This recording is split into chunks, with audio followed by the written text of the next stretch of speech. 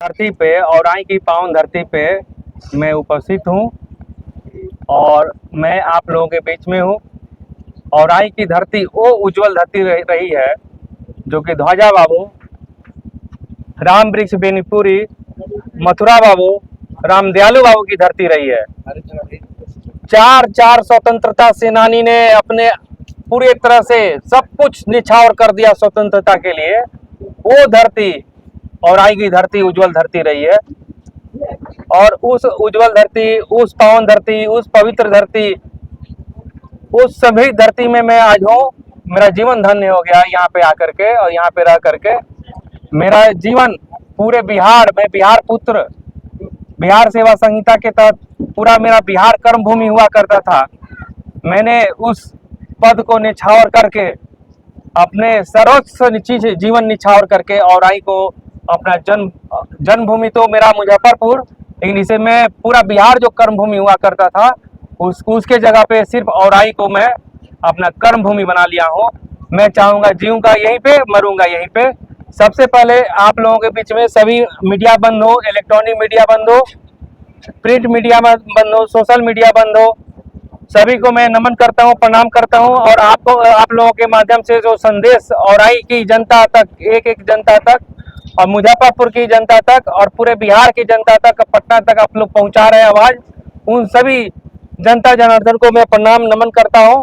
अभी हम लोग कलम के जादूगर आप लोगों के बीच में, आप लोगों के साथ कलम के जादूगर जो जानते नहीं होंगे, बिहार के बहुत लोग भूल गए होंगे, उस कलम के जादूगर राम वृक्ष बेनीपुरी का हम लोग माल्यार्पण किए हुए हैं, पुष्पांजलि किए हुए हैं। और जो स्वतंत्रता सेनानी, महान स्वतंत्रता सेनानी, चरखा समिति के आंदोलनकर्ता और संस्थापक, 1925 में संस्थापना किए हुए थे, शताब्दी समारोह बनाना है, उनका हम लोग माल्यार्पण किए हैं। हमारे बीच में प्रियरंजन सर है, प्रियरंजन चाचा जी हमारे बीच में, भोला बाबू है और सारे गणमान्य व्यक्ति औराई की सम्मानित जनता, सभी का मैं प्रणाम करता हूं जो यहाँ पे उपस्थित है और सारे बुद्धिजीवी को मैं प्रणाम नमन करता हूं।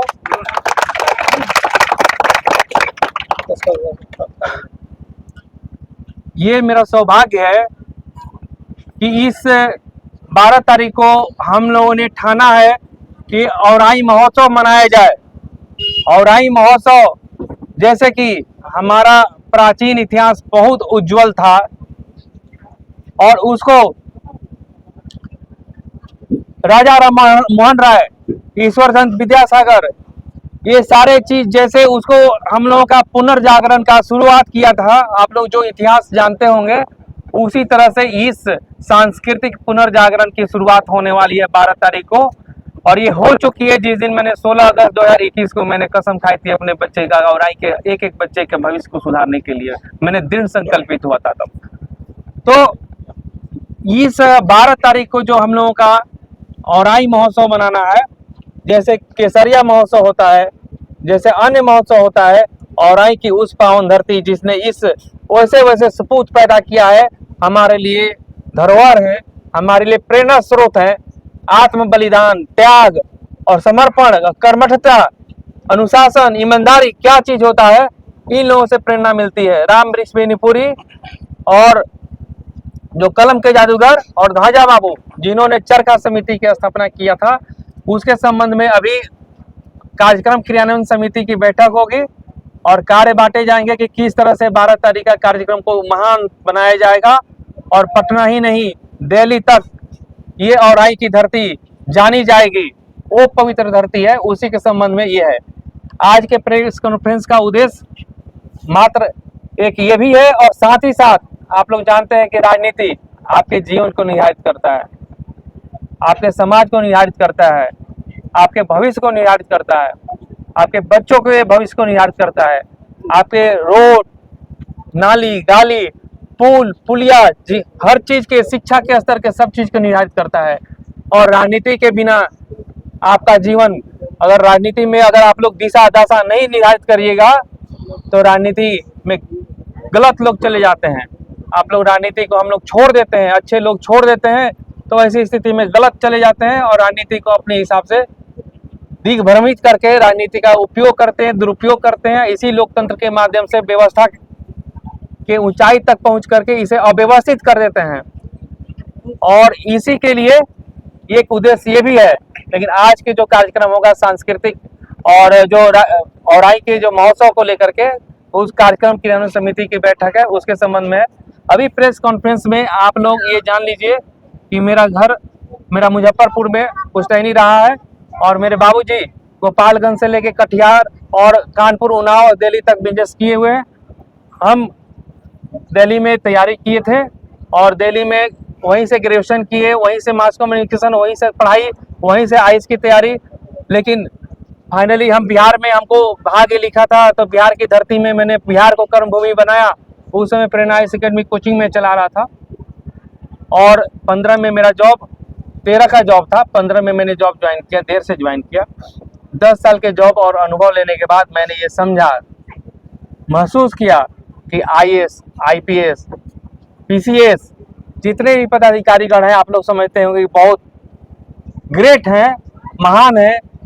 वो तैयारी करने के समय तपस्या कर करके सच में ग्रेट हो जाते हैं, महान हो जाते हैं। बहुत तपस्वी होने के बाद कोई कंपटीशन निकलता है, बहुत त्याग बलिदान करने के बाद। लेकिन वहां पे जाने के बाद सिस्टम में वो लोग सिस्टम के गुलाम हो जाते हैं। सिस्टम के administration is just the tools of that political setup.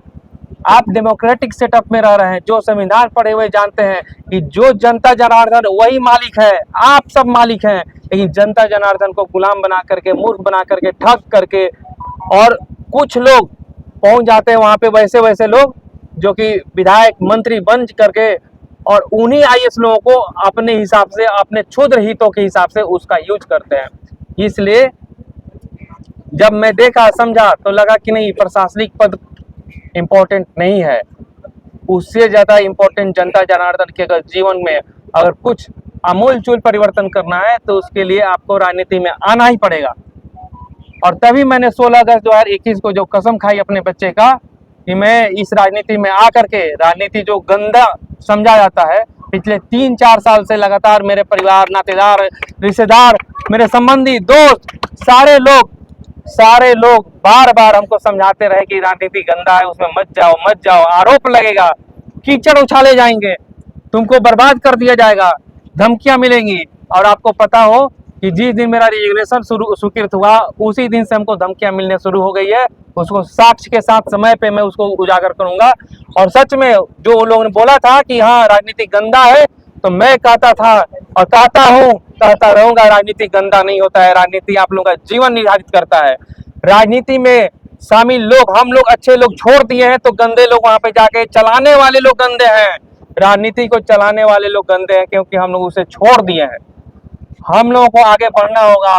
जो हम लोग बुद्धिजीवी समझते हैं, जो जागरूक समझते हैं, उसकी ज्यादा जवाबदेही है कि हम लोगों को उसमें जाना होगा और वैसे लोगों को साथ देना होगा जो वास्तव में निश्चल है, निर्मल है, सरल है और पूरा सर्वस्व निछावर करके आपके लिए समर्पित है। उसके लिए आप लोगों को, राजनीति को आप लोगों को साथ देना पड़ेगा। आप अपने लिए, अपने उज्जवल भविष्य के लिए, कल को आप नहीं रहिएगा, कोई अमर नहीं है, हम जानते हैं, इसलिए जिंदगी नहीं मिलेगी दोबारा, मेरा टैगलाइन है। कल को आप लोग नहीं रहिएगा, अपने बच्चों के लिए, अपने भविष्य के लिए। ये औराई की धरती उस तरह का एक कलम की धरती हुआ करती थी, आज लाठी की धरती हो गई है। बड़ी विडंबना है। इस फिजा को चेंज होना चाहिए। और ये मैं अकेले कुछ नहीं कर सकता हूँ, अपने को त्याग कर सकता हूँ, बलिदान कर सकता हूँ, निछावर कर सकता हूँ, लेकिन अकेले मैं कुछ नहीं कर सकता हूँ जब तक कि सारे बुद्धिजीवी वर्ग, जो चौथा स्तंभ होता है मीडिया, जो जनता जनार्दन तक सच्चाई पहुंचाती है, सही गलत का ज्ञान बताती है, वो जब तक मेरा साथ नहीं देंगे, सारे बुद्धिजीवी वर्ग जब तक वो साथ नहीं देंगे, सारे शिक्षक, प्रोफेसर, पढ़े लिखे, और वो लोग अगर जनता जनार्दन को जागृत करने का जो सोए हुए हैं या जो अज्ञानता बस या ठगी का शिकार हो जाते हैं, उनको जगाने का जब तक आप लोग साथ नहीं देंगे, हम कुछ नहीं कर पाएंगे। यहीं पे मर जाएंगे, मिट जाएंगे मिट्टी में, अगर आप लोग साथ नहीं दीजिएगा। इसलिए आप लोगों का साथ की जरूरत है। आज का यही है। आप लोगों का अगर कोई भी कुछ पूछना हो, चाहे सारी चीज, तो आप पूछ सकते हैं। और हम चाहते हैं खास करके प्रिंट मीडिया, आप और जो इलेक्ट्रॉनिक मीडिया, आप लोगों की बहुत महत्वपूर्ण भूमिका है। आप लोग अपनी आवाज उठाते हैं तो अंग्रेजों को भगा दिए आप लोग। याद करिएगा, स्वतंत्रता आंदोलन में सबसे ज्यादा भूमिका किसी की रही है, वो स्वतंत्रता सेनानी जितने भी थे तो सब पत्रकारिता से जुड़े हुए थे। सभी लोग पत्रकार होते थे। हरिजन जितनी पत्रकारिता निकलती थी, वो गांधी जी का, चाहे अंबेडकर जी का या राजेंद्र प्रसाद का इंडिपेंडेंस, सारे चीज पत्रकार हुआ करते थे। मूल रूप से जागरण करने के लिए चौथा स्तंभ आंख है आप लोग जनता जनार्दन का। और जो जनता जनार्दन को तुच्छ समझते हैं, उनके चेहरे को उजागर करने का, क्या सही कह रहे हैं ना? इसलिए आप लोगों से आग्रह है प्लीज कि आप लोग वैसा काम करिए कि यहाँ की आवाज, औराई की जनता की आवाज पटना ही नहीं दिल्ली तक पहुंचे। औराई के स्वतंत्रता के लिए, औराई के गुलामगिरी के लिए, जो जातिवाद के जंजुल से पिछले 50 सालों से 1977 से एक लाइन बना हुआ है, वो जातिवाद समाप्त हो, जातिवाद की गुलामी समाप्त हो। और यहाँ पे जातिवाद समाप्त होगा। तुच्छ लोग 50 परिवार मुश्किल से लाठी को पहले मूर्ख बनाए हैं और लाठी के दम पे औराई को गुलाम बनाए हैं। ये गुलामगिरी नहीं चलेगी। आप लोग ऐसे आवाज उठाइए कि स्वतंत्र भारत में ये विडंबना है कि पिछले 50 सालों से लोकतंत्र की हत्या की जा रही है। बाकी लोग मुख्य दर्शक बने रहते हैं कि हम वोट दे के क्या करेंगे, होना वही होगा जो होना है। पार्टी जीतती है, जाति जीतती है, औराई हमेशा हारते रहा है। इस बार अब औराई नहीं हारना चाहिए। औराई मांगे आजादी, इससे क्या तात्पर्य सर, क्या कुछ कहना संदेश देना चाहते हैं? पिछले 1977 से पीपीटी लाइएगा। पिछले 1977 से औराई लगातार गुलाम है, 50 सालों से गुलाम है। ये प्रूफ्ड है, क्योंकि जब आप ठसकबाजी के साथ बाप बन के राजनीति करते हैं तो औराई गुलाम बनता है। आप बेटा बन के, सेवक बन के अगर करिएगा तो औराई आजाद होगा। और बता रहे औराई की आजादी और गुलामी की जो बात कर रहे हैं, गुलाम किस तरह से जातिवाद का गुलामी है। और उस जातिवाद के चोचलेबाजी से यहाँ पे जितने भी है देख लीजिए, 30 किलोमीटर के रास्ते आपको 5 किलोमीटर के रास्ते 30 किलोमीटर तय करना पड़ता है। 13 चचरी पुल जो है आपके बागमती पे है। आप देख लीजिए कि शिक्षा का स्तर आप लोग देख लीजिए। आप क्या नाम हुआ बाबू? वीरेंद्र कुमार बीरू जी, नाम ही बीरू जी है। लेकिन ये बताइए कहाँ तक पढ़ाई की है? ग्रेजुएशन प्लस डीएलएड कंप्लीट है और advance diploma in computer application का। बहुत अच्छा। क्या आप जानते हैं आपको सौभाग्य मिला उतना और लोगों को सौभाग्य मिला है? आप ही बताइए। हर किसी को तो नहीं मिल पाती है। क्यों नहीं मिल पा रहा है? यहाँ पे क्यों नहीं वो व्यवस्था है कि सबको उस तरह से व्यवस्था मिल पाए? यहाँ पे 2 ITI, 2 बीएड, 2 इंजीनियरिंग, 2 ये क्यों नहीं कॉलेज, नर्सिंग कॉलेज खुल सकता है? बिहार का बजट कोई करेंगे? गूगल करिए तो बिहार का बजट कितना है? 3,17,000 करोड़। बिहार का बजट कितना है? 3,17,000 करोड़। पटना से पैसा चला तो औराई तक 11,000 करोड़ हर साल क्यों बूढ़ी गंडक में बह गई? कहाँ चल गई बताइए? कौन पूछेगा? अगर चौथा स्तंभ नहीं पूछेगा तो जनता जनार्दन को कैसे पता चलेगा? 3,17,000 करोड़ कम राशि नहीं होती है। बिहार का बजट 1 साल का है, जिसमें 243 विधानसभा में, 243 विधानसभा में एक विधानसभा पर देखिएगा तो 11,000 करोड़ रुपया आपके, आप समझ रहे हैं? उसमें 6,000 करोड़ रुपया वेतन मद में भी खर्च कर दिए तो 5,000 करोड़ होता है हर साल। यहाँ पे क्या एक बीएड कॉलेज बनाने में कितना लगता है? 10 करोड़। 2 बीएड कॉलेज क्यों नहीं बन सकता है? 2 इंजीनियरिंग कॉलेज क्यों नहीं बन सकता है? 2 पॉलिटेक्निक कॉलेज क्यों नहीं बन सकता है? इंटरप्रेन्योरशिप का हब क्यों नहीं बन सकता है? यहाँ पे मखाना उद्योग, मत्स्य पालन, ये पानी फल, ये सारे चीज का उद्योग क्यों नहीं हो सकता है? फुटलूज उद्योग क्यों नहीं हो सकता है? औराई की धरती चरखा आंदोलन की धरती रही है। चरखा आंदोलन स्वराज्य, चरखा आंदोलन स्वराज, स्वावलंबन, एक सेकेंड, चरखा आंदोलन। आप लग रहा है कि चरखा और खादी नहीं है। चरखा आंदोलन का मतलब होता है कि आत्मनिर्भरता, स्वावलंबन, Swaraj. Hello hello hello hello, ऐसे ही ठीक होता है, ऐसे ही ठीक है, ऐसे ही ठीक है। ये नहीं ऐसे ही ठीक है सर सवाल हेलो हेलो आवाज आ रही हेलो छोड़ दीजिए ना ऐसे ही ठीक है हेलो आवाज डबल बोले डबल मारेगा सर आवाज माइक छोड़ दीजिए गड़बड़ा जाएगा माइक छोड़